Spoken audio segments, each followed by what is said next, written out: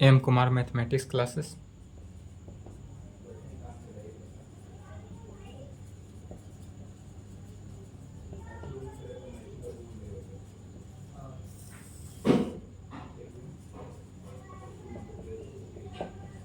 पंद्रह चार 23। Lecture 2 class 11th। क्या शुरू किए थे? Relation and function. रिलेशन समझने में कोई डाउट हुआ हो तो बोलिएगा। और आज देखते हैं फंक्शन। रिलेशन एंड फंक्शन है, हिंदी में क्या कहते हैं? संबंध और फलन। संबंध और फलन बोलते हैं रिलेशन एंड फंक्शन। इसमें रिलेशन बताए थे कि यदि x का रिलेशन x के साथ y के x का रिलेशन y के साथ x न देकर हम a का रिलेशन b के साथ दिए थे। a का रिलेशन b के साथ रिलेशन समझने में कोई डाउट नहीं हुआ है। चलिए आज टॉपिक डालेंगे फंक्शन। टॉपिक डालेंगे क्या? फंक्शन। हेडिंग होगा या मैपिंग। क्या कहेंगे? फंक्शन या मैपिंग। चलिए फंक्शन या मैपिंग। तो फंक्शन सबसे पहले किसे कहेंगे वह देखते हैं, या मैपिंग। सेम बात है, फंक्शन का है या मैपिंग का है वही हुआ। तो कहेंगे डिफिनीशन लिखेंगे, a rule f, small f से रूल चलता है। A rule f under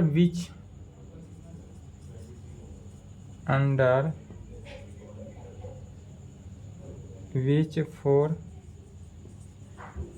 each element x belongs to set A, there is a z element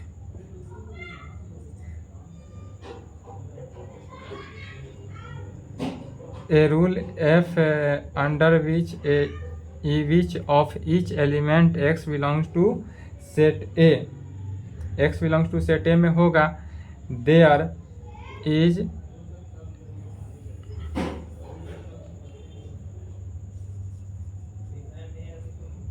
as signed बोलते हैं, signed a unique y belongs to A में। किसमें होगा? तो y belongs to set A में, और इसी को कहेंगे इज कॉल्ड ए मैपिंग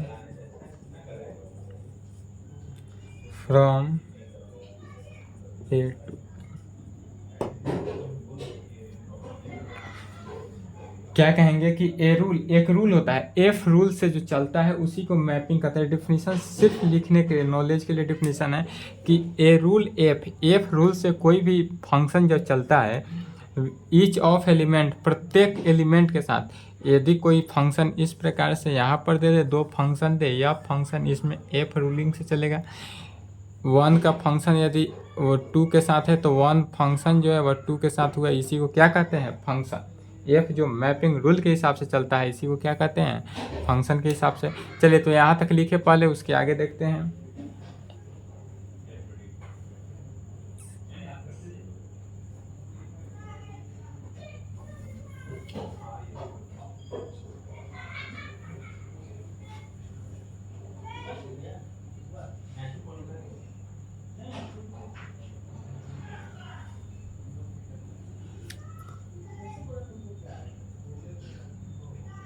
चलिए लिखें।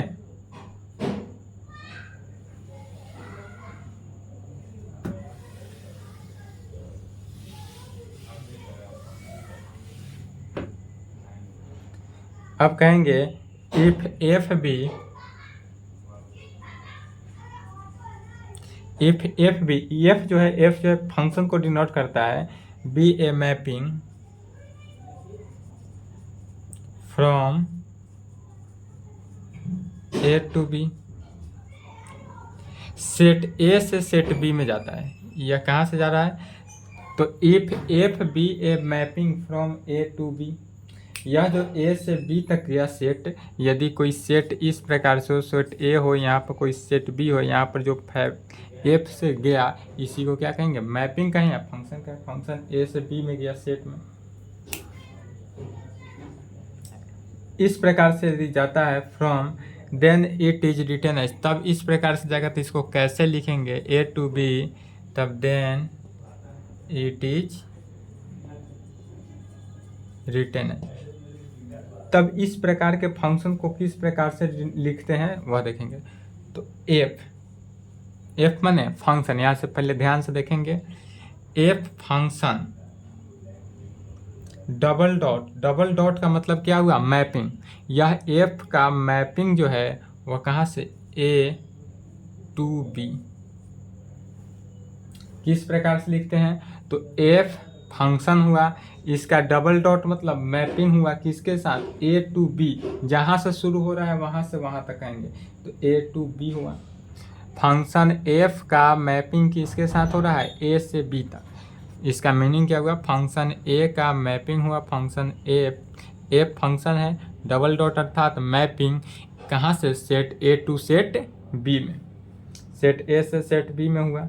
या इसको हम इस प्रकार से भी डिनोट कर सकते हैं, यदि सेट ए यहाँ पर हो और सेट बी इस प्रकार से हो, तो सेट ए से सेट बी में इस प्रकार से जाए। यदि यहाँ पर कोई सेट ए से सेट बी जा रहा है, क्या हुआ, सेट ए से सेट बी में जाएगा तो टेंस टू, सेट ए से बी जा रहा है इसलिए जिधर तीर है वो बी तो उधर गया, जिधर से जा रहा है तीर का सिंबल, और यहाँ पर एफ लिखेंगे फंक्शन, मतलब किस टाइप से फंक्शन हो रहा है। इस ए टू बी में क्या हुआ, फंक्शन हुआ। इसकी मीनिंग क्या हुआ कि ए से बी में क्या हो रहा है, फंक्शन हुआ। तो कहेंगे इफ यदि, कंडीशन देखेंगे, इफ यदि function F mapping A to B हो, यदि फंक्शन एफ का मैपिंग ए से बी में होता हो, क्या कहेंगे, यदि फंक्शन एफ का मैपिंग ए से बी में होता हो, तब उस कंडीशन में क्या कहेंगे कि F x is equal to then, तब एफ एक्स जो होगा, एफ एक्स का वैल्यू वह इज इक्वल टू वाई के, वाई पर कहाँ पर, तो for all X belongs to set A में। यदि f का मैपिंग a टू b हो रहा है तो then F x is equal to Y for all x belongs to b के लिए, x बिलोंग्स टू b के कंडीशन में, तब कहेंगे फिर then the set a is, अब यह सेट a जो है उसी को लिखेंगे लैंग्वेज में, then the set a is called domain. तब जो सेट ए होगा उसको क्या कहेंगे, domain. The set B is called range. Set A जो हुआ वो हमारा डोमेन होगा, और सेट बी जो है वह क्या हुआ, सेट बी इज कोडोमेन। तब यदि फंक्शन एफ का मैपिंग इस प्रकार से हो रहा हो तो कहेंगे then set A is a called domain, the set B is called codomain। किसमें हो रहा है, codomain. And the set of image of all the elements of A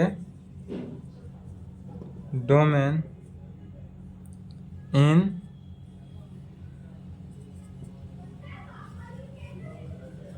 codomain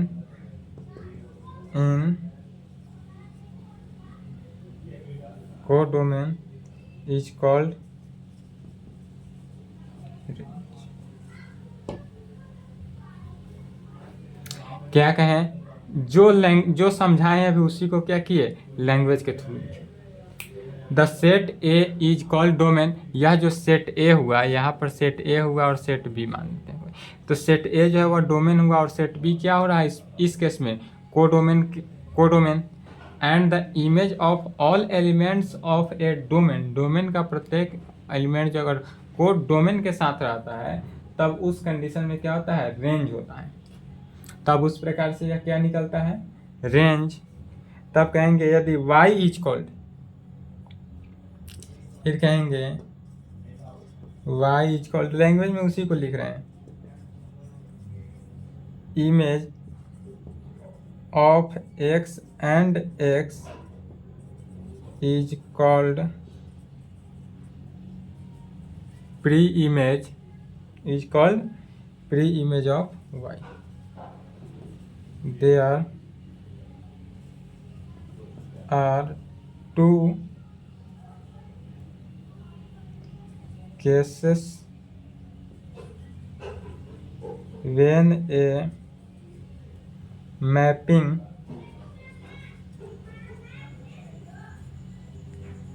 cannot be the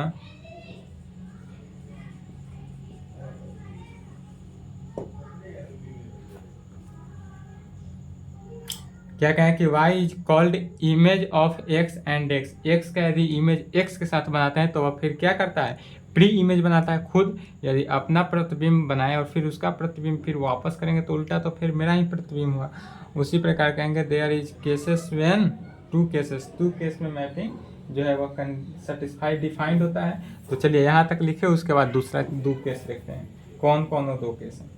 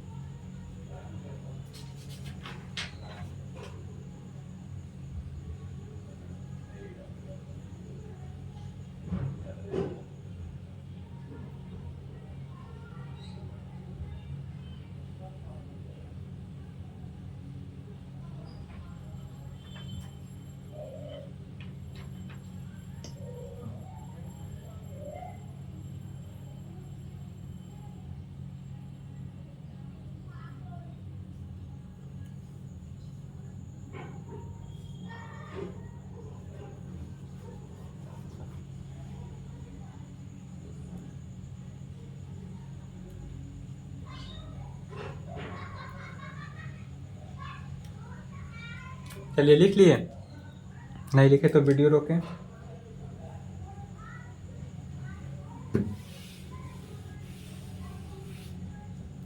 चलिए फिर समझेंगे। अब इसमें पहला केस क्या कर रहा है, दो केस है तो पहला केस बनता है, केस फर्स्ट में कहेंगे if for an element, if for an element of a domain there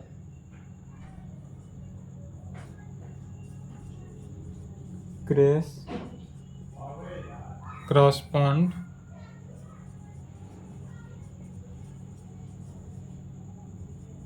no image in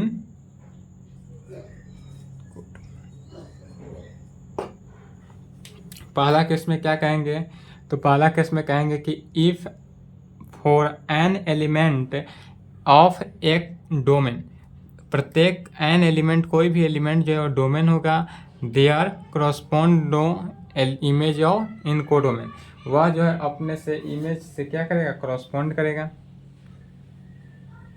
क्रॉसपॉन्ड यदि नहीं करे तो। और दूसरा केस क्या हो सकता है, यदि डोमेन जो है वह मोर देन वन इमेज से कम क्या हो, क्रॉसपॉन्ड करे। तो कहेंगे दूसरा case if for an element of a domain there corresponds more than one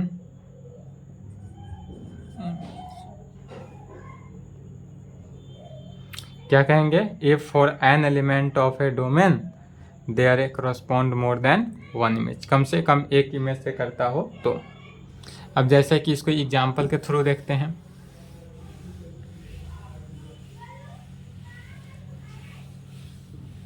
definition आपको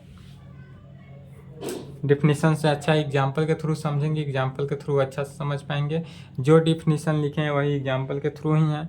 यदि कोई सेट ए है मान लेते हैं, या कोई सेट ए है और यहाँ पर कोई सेट बी है, यह जो लिए सेट ए है या कोई सेट बी लिए, सेट ए में कितना एलिमेंट्स 1 2 3, सेट ए में 1 2 3 एलिमेंट ले लिए और सेट बी में क्या ले लिए 1 4 9, 3 एलिमेंट इसमें भी 3 एलिमेंट इसमें भी। तो 1 जो है वह किसके साथ 1 के साथ करस्पॉन्ड हुआ। 2 जो है वह किसके साथ 4 के साथ करस्पॉन्ड हुआ। 3 जो है वह किसके साथ 9 के साथ करस्पॉन्ड हुआ। अर्थात फंक्शन एफ जो है वह किस में हो रहा है ए टू बी। इसको किस प्रकार से लिख सकते हैं, function mapping A to B में हो रहा है। यह जो फंक्शन है हमारा वह कैसा हो रहा है, तो ए टू बी में कंडीशन कंटेन कर रहा है function F A to B में। तो किस कंडीशन से, तो यह जो कंडीशन है वह हमारा F x is equal to function जो है वह किस में कंटेन कर रहा है 1 का, देखेंगे किसके साथ 1 का साथ, तो कोई दिक्कत नहीं।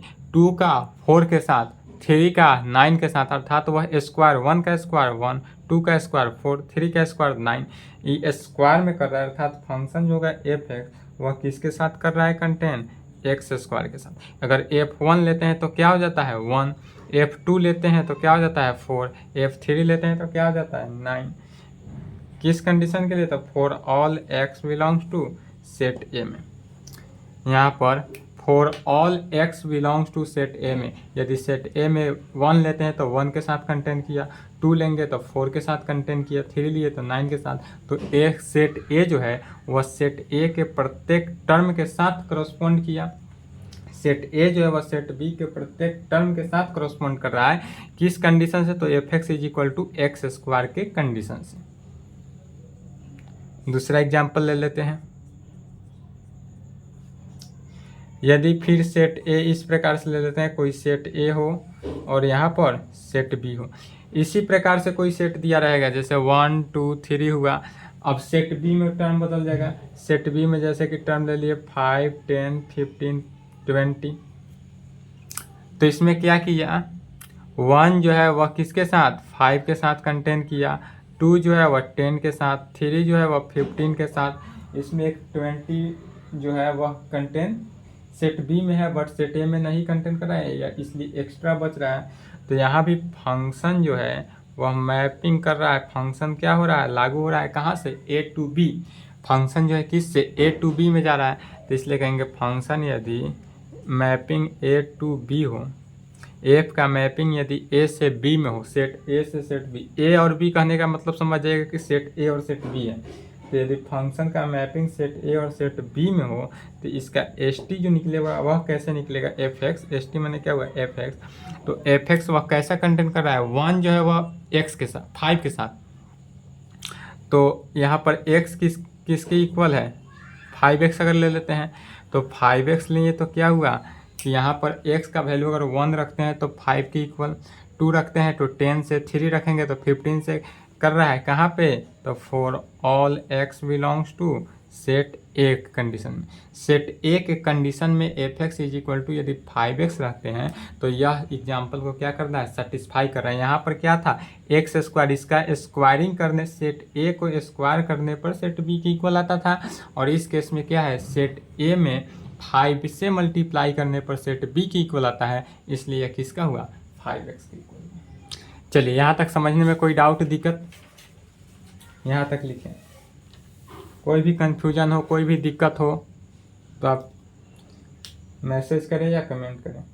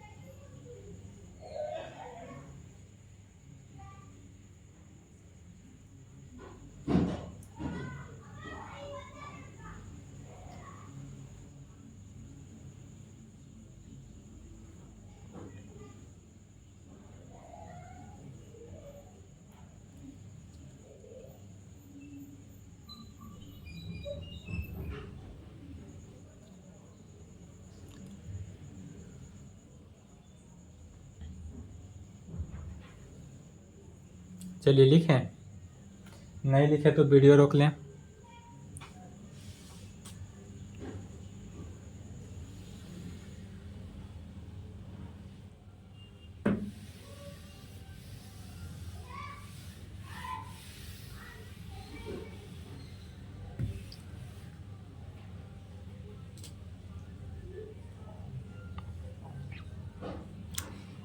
फिर चलिए यदि हम नेक्स्ट एग्जाम्पल देखते हैं, एग्जाम्पल में ही देखते हैं। फिर दूसरा सेट, यदि अब यहाँ पर देखिए इस ऐसा सेट था जिसमें सेट ए में था क्या कि पहला इसको एग्जाम्पल नंबर 1 कर लेंगे, एग्जाम्पल नंबर 2, एग्जाम्पल नंबर 3। चलिए पहला केस में क्या था कि प्रत्येक का प्रत्येक के साथ टर्म में कंटेन किया। दूसरा एग्जाम्पल में क्या लिया कि सेट ए में तो प्रत्येक टर्म कंटेन की सेट बी के साथ किया, बट सेट बी में एक एक्स्ट्रा टर्म था जो कंटेन नहीं किया। तीसरा में ऐसा टर्म लेते हैं कि जो सेट ए है, सेट ए और सेट बी, सेट ए में अधिक टर्म ले लेते हैं और सेट बी में कम कम टर्म लेते हैं। जैसे कि सेट ए में यदि हम ले लेते हैं 1 2 3 4 5 और सेट बी में क्या ले लेते हैं 1 8, क्यूबिक ले लेते हैं 3 का 27, इतना ही ले लेते हैं।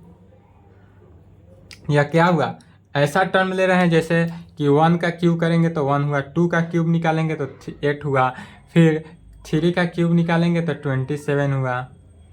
इस प्रकार से निकालें तो यहाँ पर क्या हुआ, फंक्शन जो है वह कंटेन कर रहा है ए टू बी में। कैसे, तो फंक्शन जो है वह ए से बी में कर रहा है, 1 1 के साथ कंटेन किया, 2 जो है वह 8 के साथ किया, 3 जो है वह 27 के साथ किया। बट इस कंडीशन में क्या हो रहा है, 4 5 सेट ए में बच रहा है, 4 5 के लिए सेट बी में नहीं है टर्म। तो अगर इस कंडीशन से हो, जैसे अगर फंक्शन क्या कहे, यदि फंक्शन कहे F mapping A to B में और ए का फंक्शन बी के फंक्शन में बच जाए, ए का फंक्शन बचे, तो उस प्रकार के फंक्शन को क्या कहेंगे, नॉट मैपिंग। यह जो है वह मैपिंग नहीं होगा, तो कहेंगे एफ इज नॉट मैपिंग, इसमें मैपिंग नहीं होगा। मैपिंग होने के लिए वैसा होना चाहिए क्या कि जो सेट ए में हो और सेट बी में भी पूरा हो। सेट बी में अधिक हो तो भी होगा, बट सेट बी में हो और सेट ए में अधिक नहीं होना चाहिए। या सेट बी के साथ एक टर्म जो 2 के साथ कंटेन नहीं करना चाहिए।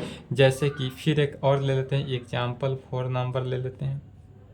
यदि सेट ए ले लिए, सेट ए में क्या ले लेते हैं ए बी, और सेट बी ले लेते हैं,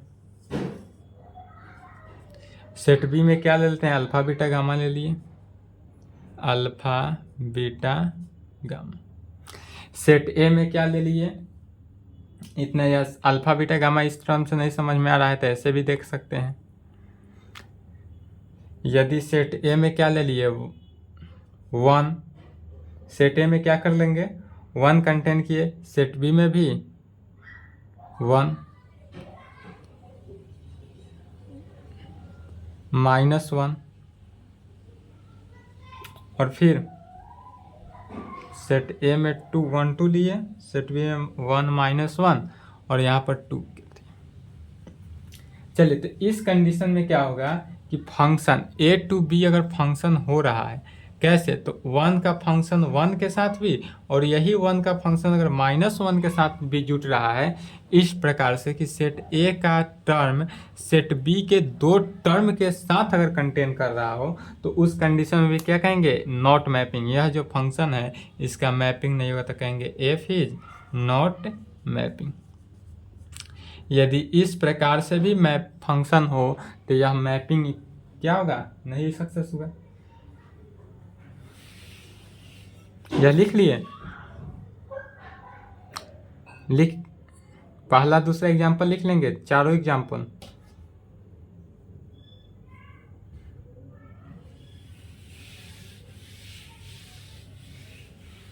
चलिए फिर इसके बाद नोट लिखेंगे।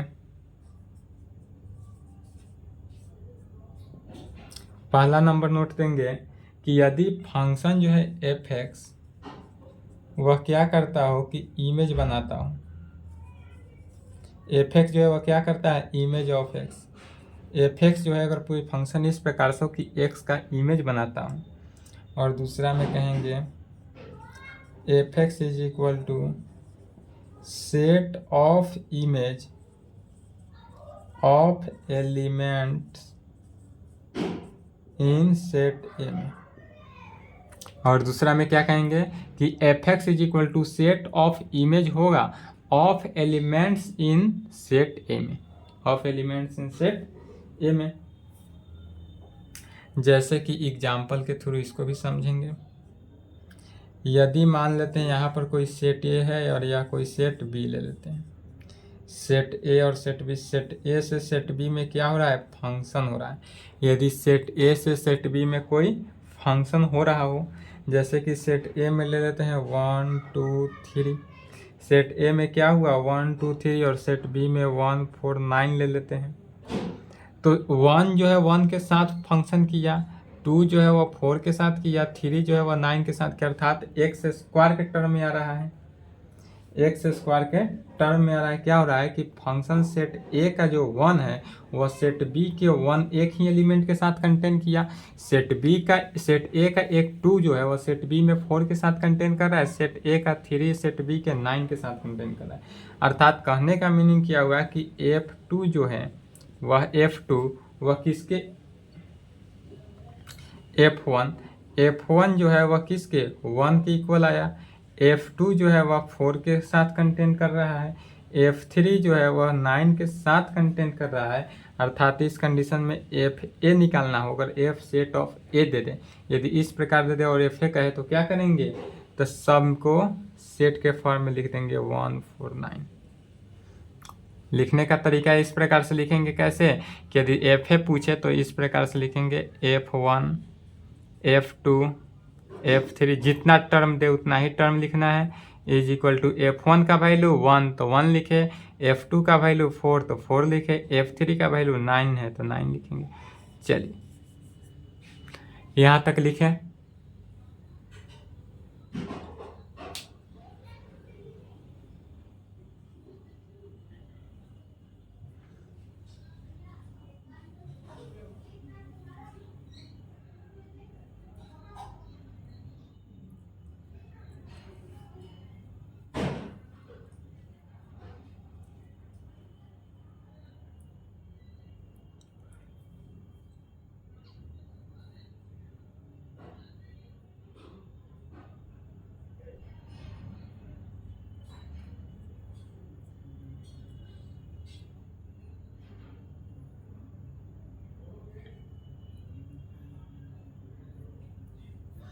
चलिए लिख लिए, नहीं लिखे तो वीडियो रोक लें।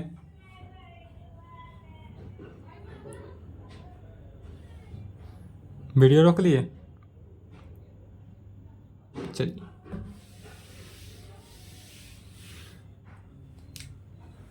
अब टॉपिक डालेंगे बेसिक काइंड्स ऑफ मैपिंग।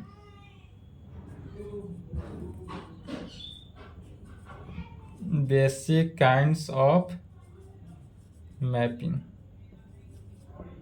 यहाँ पर इसका डिफिनीशन नहीं बताएंगे, इसको एग्जाम्पल के थ्रू एक एक समझते जाना है, और इसका डिफिनीशन और एग्जाम्पल और क्वेश्चन इससे 12th क्लास में मिलेगा, इसलिए यहाँ भी देखेंगे और 12th क्लास में भी यह आपको मिलेगा।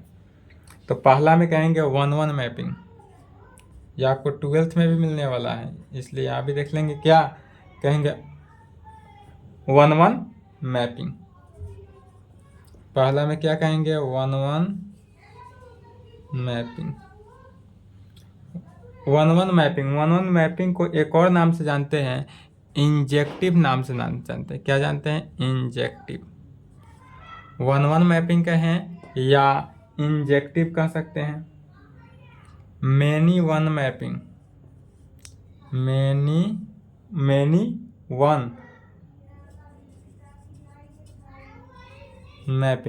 मैनी-वन मैपिंग या इसी को कह सकते हैं नॉट इंजेक्टिव। यह इंजेक्टिव नहीं होता है, या मैं सिर्फ नोट लिखने की आवश्यकता नहीं है, सिर्फ इसको कहेंगे क्या मैनी-वन मैपिंग।